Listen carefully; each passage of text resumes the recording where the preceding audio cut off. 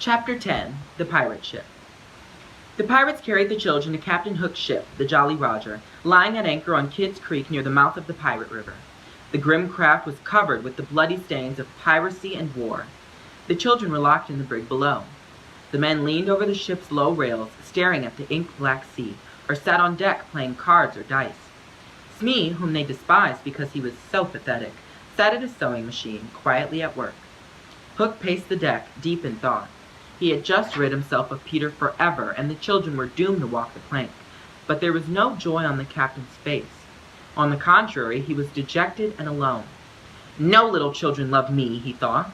The idea had not bothered him before, but now, as he watched Smee, it did. Children thought Smee was lovable, though Smee himself thought children feared him.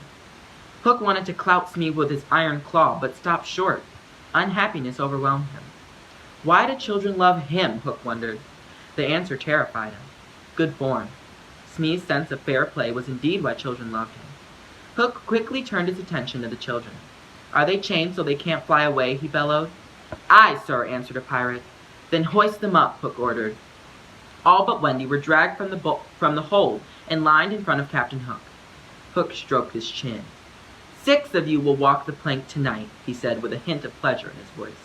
But 2 of you I need for cabin boys. Which of you will they be? I don't think my mother would want me to be a pirate, Toodle said. Slightly said the same, and so did the twins. Hook was annoyed. Stop the gab, he roared, and then turned to John. You look like you want to be a pirate, my hearty, he said.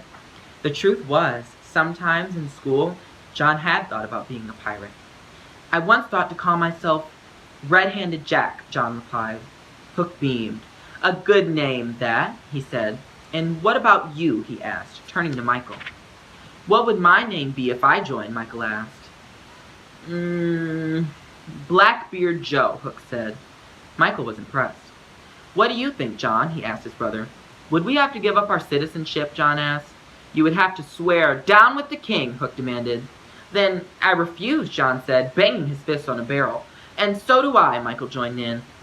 The lost boys shouted their approval. Then your fate is sealed, Hook shouted. Bring up their mother, he ordered, and prepare the plank. The boys were frightened, but each tried to look brave when Wendy was brought up from below. So, my beauty, Hook said in a voice dripping with honey. You're here to see your children walk the plank, eh? Are they to die? Wendy asked. Yes, Hook said sharply. If you have any last words for them, speak them now. Wendy looked into each boy's face. These are the last words all mothers would say to their children, she said firmly. I hope you will be brave and die like English gentlemen. The pirates were awed. The boys stared at one another. We will do as our mother wishes, they said. Silence, Hook shouted. Tie her to the mast. Smee tied Wendy to the mast in the center of the foul ship. I'll save you if you promise to be my mother, he whispered into her ear. Wendy shook her head. Never, she said scornfully. The boys weren't watching Wendy. Their eyes were glued to the plank. Their thoughts were on the last walk they would soon take. Hook grinned fiendishly. Suddenly, the grin turned to horror. The night breeze carried with it the steady tick, tick, tick of the fearsome crocodile. The crocodile is going to board my ship, he exclaimed. The terrified captain fell to the deck and crawled as fast as he could to a dark corner. Hide me, Hook shouted. His men formed a tight circle around him. The moment Hook was out of sight, the boys rushed to the rail. To their greatest joy and surprise, it was not the toothsome crocodile climbing the side of the ship. It was Peter. Peter put his finger to his grinning lips to quiet the boys and then went on ticking.